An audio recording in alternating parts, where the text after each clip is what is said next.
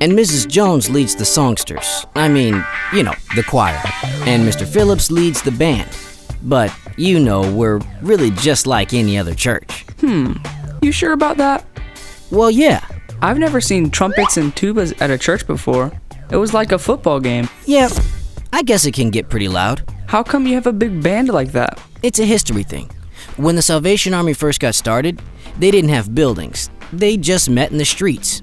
I guess they wanted something loud enough to get folks' attention. They couldn't just use a microphone? It was the 1800s, No electricity. There's electricity now. Yeah, but now it's a tradition. Also, we like the way it sounds. And you had those ladies waving around the tambourines. Timbrels. Right.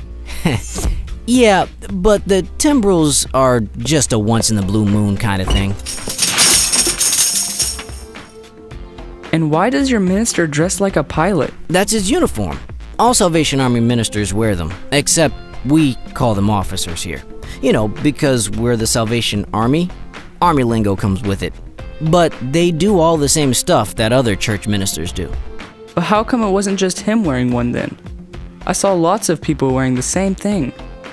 Does everyone have to dress alike at this church?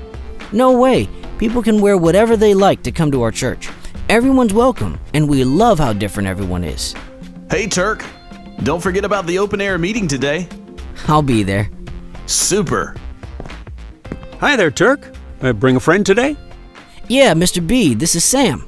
Welcome to our corps, Sam. Hi. Sam, this is Mr. B, and you probably know Bram from school. Howdy.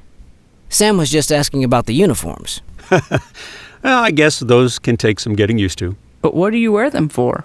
Well, you may have seen how lots of churches have ministers that wear special robes and things to show that they're the pastor of the church. Here, instead of robes, it's a uniform. But its meanings are very much the same. Yeah, and other people in the church wear them because, well, Captain Ford ministers to us, but we also minister to each other all the time. That's why all members get uniforms to wear, to remind us all that we're in this together, side by side. Captain Ford is our officer, and we're his soldiers. If you guys are an army, does that mean you fight and stuff? Well, probably not in the way you're talking about. We don't fight with violence or weapons, but we do try to fight things like poverty and injustice. We fight with prayer and by helping people in need and by standing up for people that the world tends to overlook. Yeah, like when that homeless guy showed up at the door and Captain Ford got him a bed at the rehab center.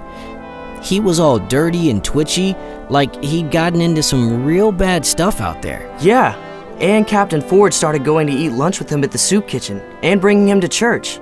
It took a while, but he started looking really happy to be here. Wow. Where did he go? What happened to him? You actually saw him today. He plays first trumpet in the band. Whoa. The thing is, the uniforms and the trumpets and things may make us look like a really different church.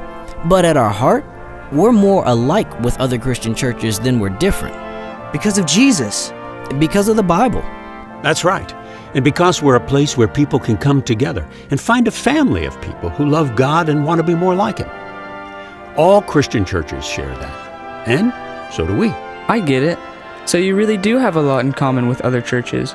You have music and a choir. Songsters. And listen to preaching from the minister. Corps officer. Right.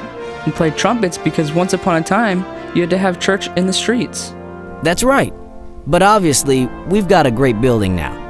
We don't have to have church on street corners anymore.